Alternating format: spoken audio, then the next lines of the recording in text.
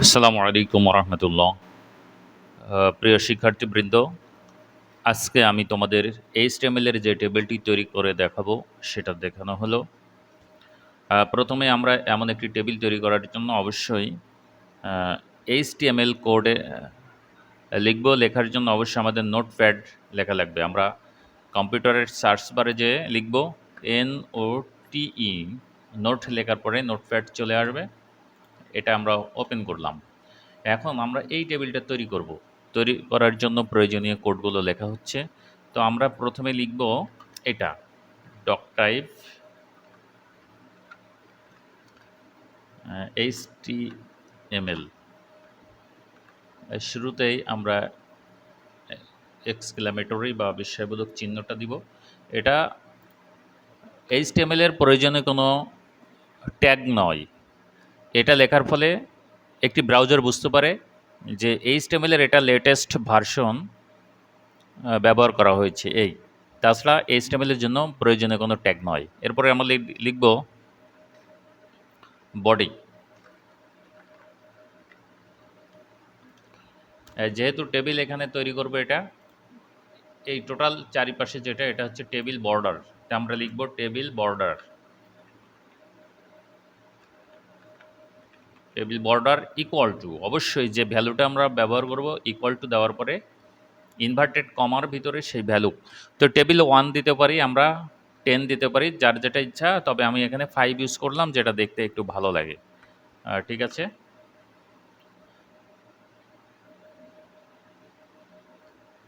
এরপরে আমরা এখানে যেটা দেখতে পাচ্ছি টেবিলের ভিতরে যেটা জায়গা আছে সেল প্যাডিং, এই যে ফাঁকা করে লেখা, এই ফাঁকাটা আমি এখানে ঘোষণা করব।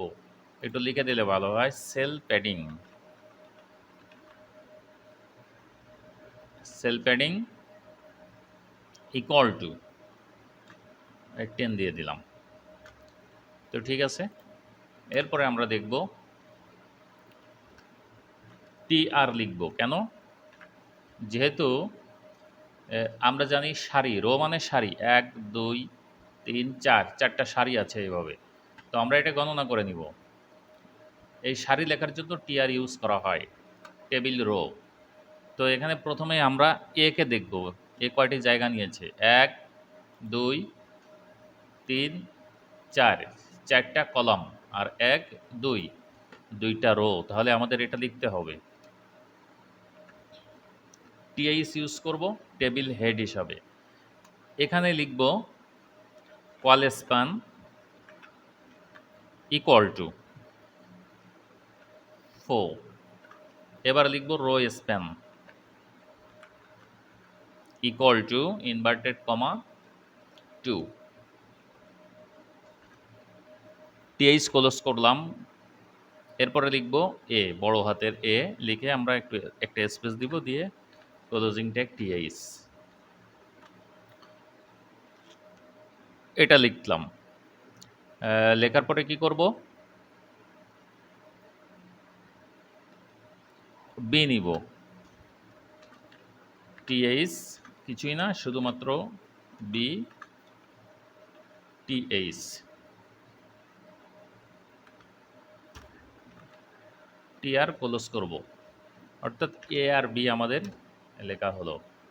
এটা যদি আমরা সেভ করি, কোথায় সেভ করব, ডেস্কটপেই করলাম। কি নামে দিব, আমরা নাম দিচ্ছি টেবিল।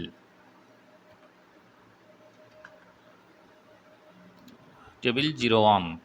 অবশ্যই যখন আমরা সেভ করব তখন HTM অথবা HTML এই এক্সটেনশান অংশটুকু ব্যবহার করতে হবে।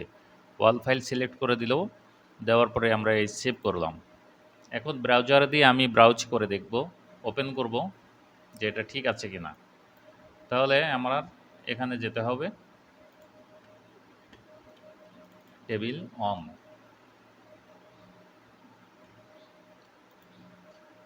এ পর্যন্ত আসছে।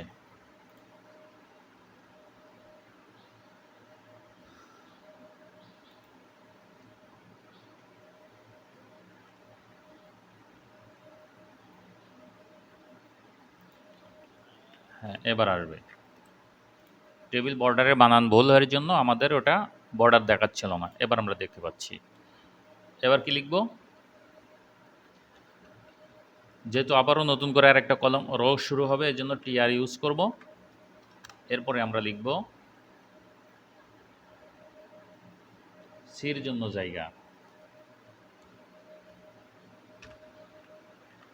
টিএইচ সি, টিএইচ আবার ক্লোজ করতে হবে, টিআর ক্লোজ করতে হবে। আমরা ইচ্ছা করলে টিএইচ এর আগেও লিখতে পারি, আবার এই টিএইচ ক্লোজ করার পরেও আবার টিআর ক্লোজ করতে পারি, অসুবিধা নাই। তবে এটা প্রোগ্রাম বা এইচটিএমএল করার জন্য একটা সৌন্দর্য হিসেবে আমরা এটা ইউজ করছি। এবার আমরা দেখি এর জায়গা বাড়ছে, এর সাথে বি এবং সি যুক্ত হয়েছে। এবার আমরা কি করব? এবার আমরা ডি দেখব, ডি আবারও টিআর নিব, নেওয়ার পরে টিএইচ নিব, টিএইচ। এবার ডিতে কি পরিমাণ জায়গা ছিল? টিতে ছিল rho span equal to 3, close করলাম, বড় হাতের ডি দিয়েছি, টিএইচ ক্লোজ করব, আবারও টিআর ক্লোজ। প্রত্যেকটা লাইন লেখার পরে আমরা এভাবে ক্লোজিং ট্যাগ ইউজ করব। আমরা দেখলাম আবারও ডি এর জায়গা নিয়েছে। এরপরে আবারও টিআর লিখব, টিএইচ, এরপরে হলো ই,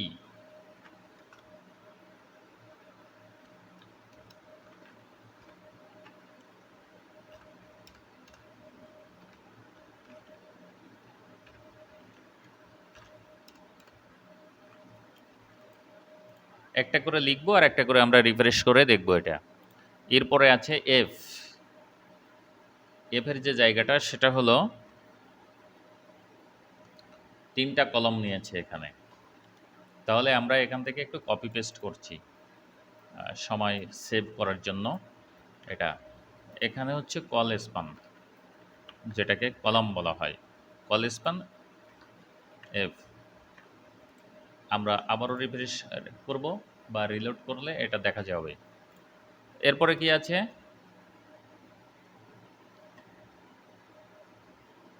আবারও টিআর দিব। এবার আমরা এখানে লিখব এফের পরে জি আছে, জি।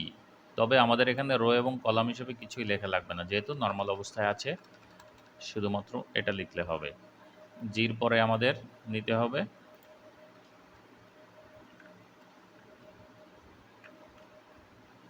এইচ, এরপরে রয়েছে আই, এরপরে রয়েছে জে। এখন আমরা কি করব? এই টেবিল ক্লোজ করব। প্রথমে টেবিল ক্লোজ করলাম, এরপরে বডি ক্লোজ করতে হবে, সর্বশেষে এইচটিএমএল আমরা ক্লোজ করব।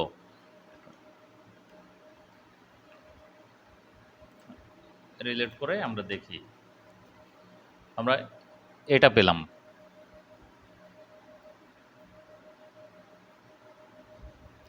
তাহলে আমরা বুঝতে পারছি যে এখানে এভাবে কোডগুলো লিখলে আমরা এভাবে এইচটিএমএল মাধ্যমে টেবিল তৈরি করতে পারি। তো আমরা দেখছি আমাদের কোড লেখা হয়ে গেছে। এবার আমরা এখানে রিলোড দিয়েছি, ঠিক সেমভাবেই আমরা আমাদের এই টেবিলটি তৈরি করেছি। আশা করি তোমরা বুঝতে পেরেছো। ইনশাআল্লাহ আমার ইউটিউব চ্যানেল হুমায়ুন বিন এজাজ, এখানেই চোখ রাখো, সাবস্ক্রাইব করে পাশে থাকো। ইনশাআল্লাহ পরবর্তী ক্লাস আবারও আপলোড করা হবে। No more today. আল্লাহ হাফেজ।